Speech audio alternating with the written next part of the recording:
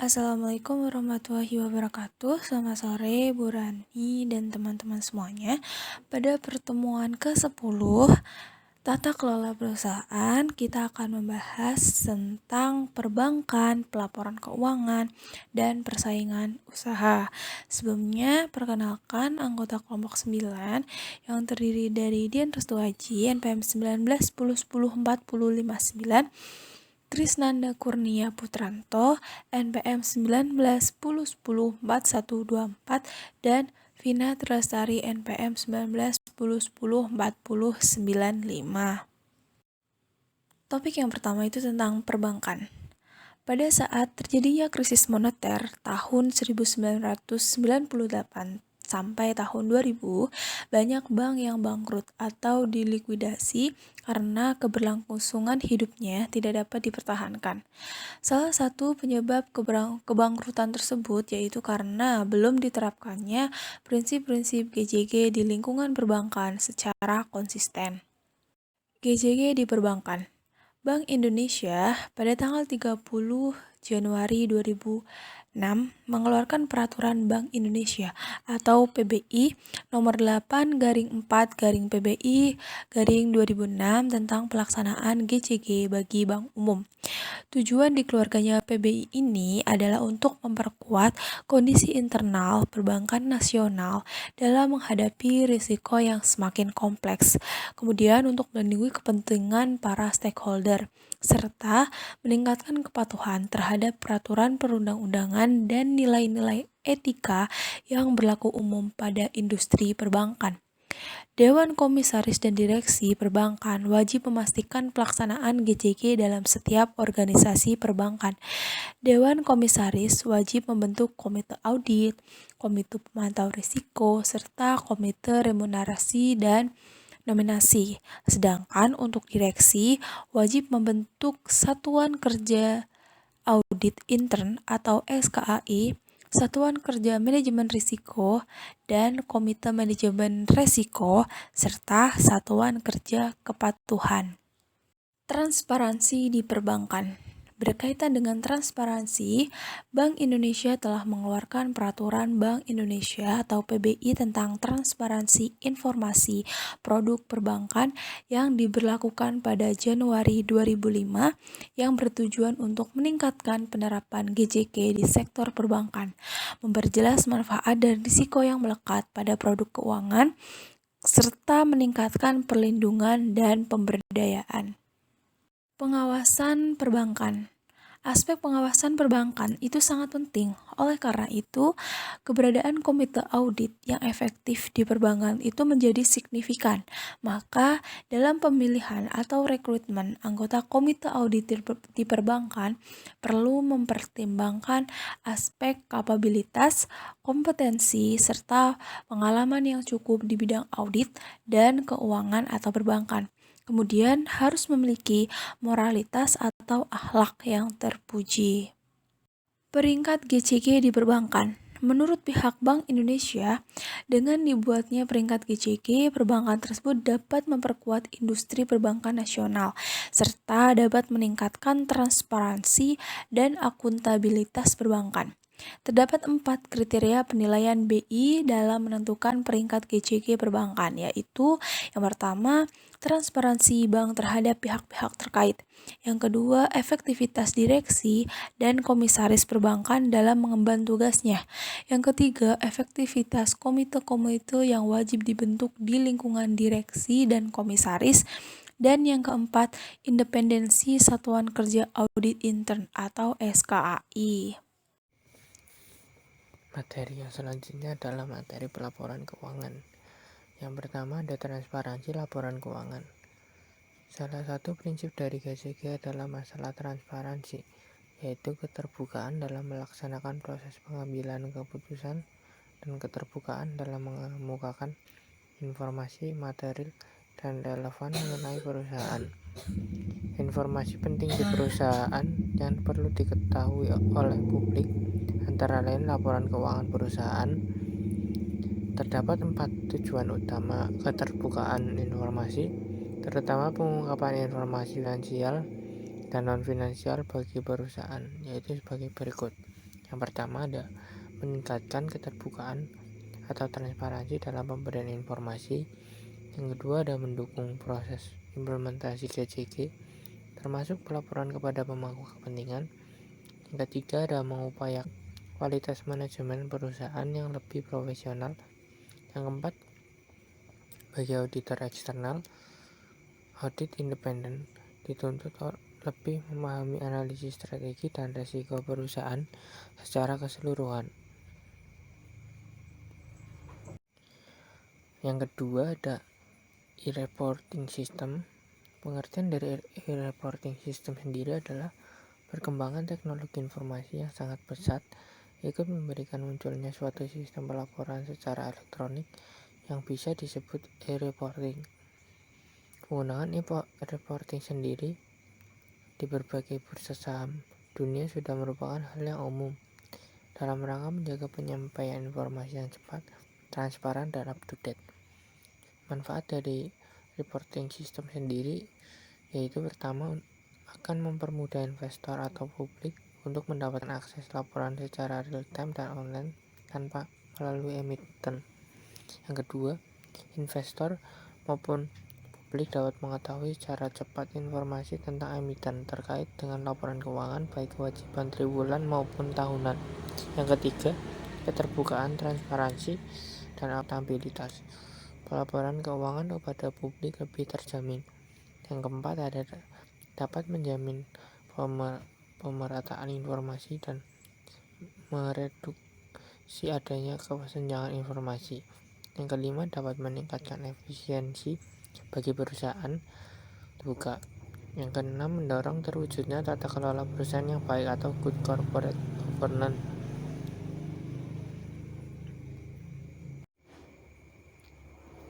Dalam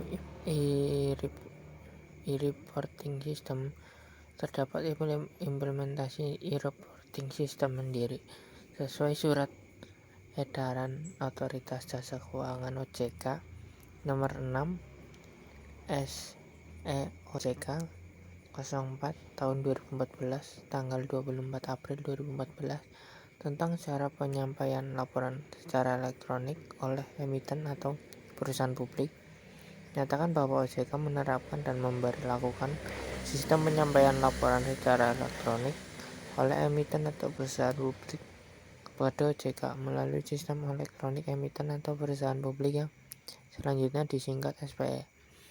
Untuk menggunakan SPE, emiten atau perusahaan publik perlu menyediakan perangkat keras hardware, perangkat lunak, dan jaringan internet yang memadai dengan spesifikasi komputer dan aplikasi sebagaimana terdapat pada petunjuk penggunaan emiten atau perusahaan publik yang dapat diunduh melalui laman OJK.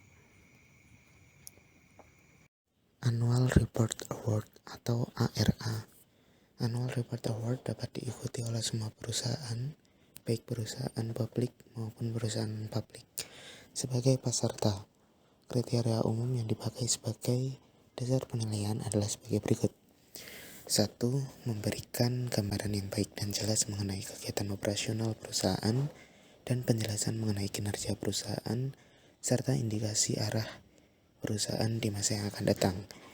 Yang kedua, penyajian informasi keuangan yang baik dan informatif sesuai dengan akuntansi yang berlaku di Indonesia. Yang ketiga, informasi yang jelas mengenai kepemilikan dan penerapan good corporate governance. Yang keempat, kepatuhan terhadap peraturan perundang-undangan yang berlaku. Kecurangan pelaporan keuangan. Dalam laporan keuangan dimungkinkan terjadinya praktik kecurangan pelaporan keuangan atau fraudulent financial reporting yang dilakukan oleh manajemen perusahaan. Fraudulent financial reporting adalah perilaku yang disengaja atau ceroboh, baik dengan tindakan atau penghapusan yang menghasilkan laporan keuangan yang menyesatkan atau bisa disebut bias. Penyebab kecurangan pelaporan keuangan. Kecurangan pelaporan keuangan antara lain disebabkan adanya yang pertama, manipulasi, falsifikasi, alterasi dan catatan akuntansi dan dokumen pendukung atas laporan keuangan yang disajikan. Yang kedua, salah penyajian atau misrepresentation atau kesalahan informasi yang signifikan dalam laporan keuangan. Yang ketiga, salah penerapan atau misapplication dari prinsip akuntansi yang berhubungan dengan jumlah, klasifikasi, penyajian, atau presentation, dan pengungkapan atau disclosure.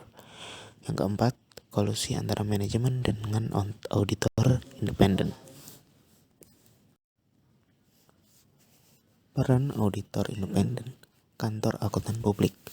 Auditor tidak bertanggung jawab untuk merencanakan dan melaksanakan audit guna memperoleh keyakinan bahwa salah satu terdeteksi, baik yang disebabkan oleh kekeliruan atau kecurangan yang tidak material terhadap laporan keuangan. Salah satu cara untuk mencegah timbulnya kecurangan adalah dengan merancang sebuah sistem yang dilengkapi dengan pengendalian internal atau internal control, sehingga hal itu cukup memadai akan kecurangan sulit dilakukan oleh pihak luar maupun orang dalam perusahaan. Persaingan usaha. Secara garis besar, menurut Undang-Undang Nomor 5 Tahun 1999 tentang larangan praktik monopoli dan persaingan usaha tidak sehat, ini mengatur 6 hal, yakni yang pertama, pengertian umum tentang apa yang dimaksud dengan istilah monopoli, praktik monopoli, pemusatan kekuasaan ekonomi, posisi dominan pelaku usaha, persaingan usaha tidak sehat, persekongkolan pasar, struktur pasar, perilaku pasar, serta pangsa pasar, konsumen barang dan jasa. Yang kedua, pengaturan larangan untuk melakukan praktik oligopoli. Yang ketiga, pengaturan mengenai larangan penetapan harga, price fixing, price discrimination, dan predatory price forcing. Yang keempat, pengaturan mengenai larangan untuk melakukan tindakan yang dapat mencegah persaingan baru untuk memasuki pasar. Yang kelima, pengaturan mengenai larangan melakukan perjanjian untuk boikot menciptakan kartel. Yang keenam, pengaturan mengenai larangan melakukan tindakan yang bersifat oligosoli atau larangan untuk melakukan tindakan yang bertujuan untuk menguasai pembelian atau pemasukan barang dan jasa dengan tujuan untuk mengendalikan harga yang akan mengakibatkan praktik monopoli atau persaingan yang curang. Selain itu, juga terdapat persaingan usaha yang sehat dengan anti-monopoli dan terdapat persaingan usaha yang tidak sehat dengan memonopoli dalam persaingan sektor pasar.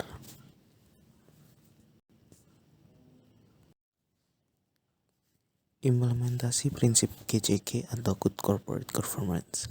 Implementasi prinsip kewajaran atau IMNOS, keterbukaan atau transparansi, akuntabilitas atau accountability, dan responsibilitas atau responsibility dalam perusahaan seharusnya dijadikan sebagai pedoman ataupun acuan para pelaku usaha bisnis dalam menjalankan kegiatan usahanya.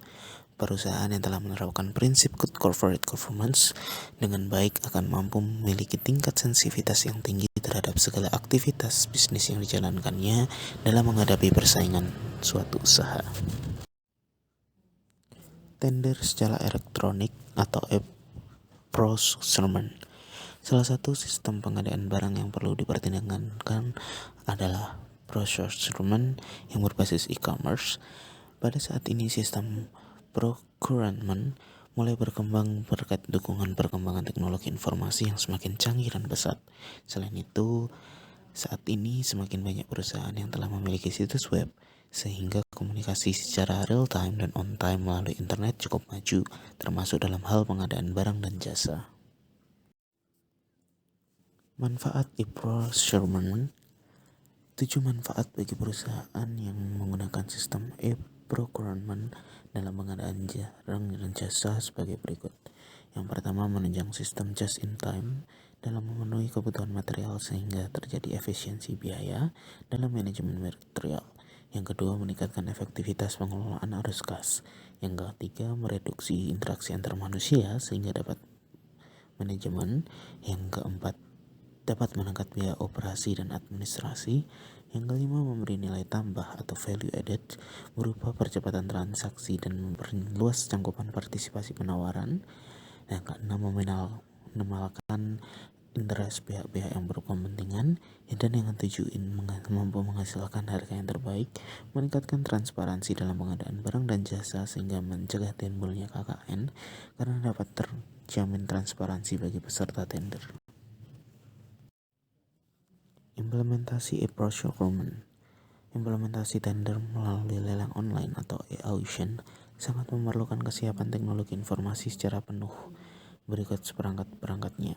Meskipun dalam implementasinya tidak banyak memerlukan perubahan dalam proses bisnis atau business proses, namun perlu suatu kebijakan atau policy perusahaan berupa sistem dan prosedur yang mengatur mekanisme lelang online. Kendala e-procurement. Kendala yang dihadapi dalam implementasi e-procurement adalah belum membudayanya praktik bisnis e-commerce di negara kita, sehingga belum dapat menjangkau peserta tender yang lebih luas. Sistem e-procurement tidak menjamin bahwa pengadaan barang dan jasa akan bebas dari praktik KKN, karena sebagus apapun sistem yang dibangun tanpa disertai dengan moral dan etika yang baik dari manusia sebagai pelaksana sistem, maka sistem tersebut tidak berguna. Oleh karena itu, perlu perbaikan sikap moral serta etika dari manusia sebagai pelaksana dari sistem tersebut. Sekian pemaparan pada pertemuan ke-10 dari kami, kelompok 9. Mohon maaf jika terdapat kesalahan dalam penulisan maupun pengucapan. Kami akhiri. Wassalamualaikum warahmatullahi wabarakatuh.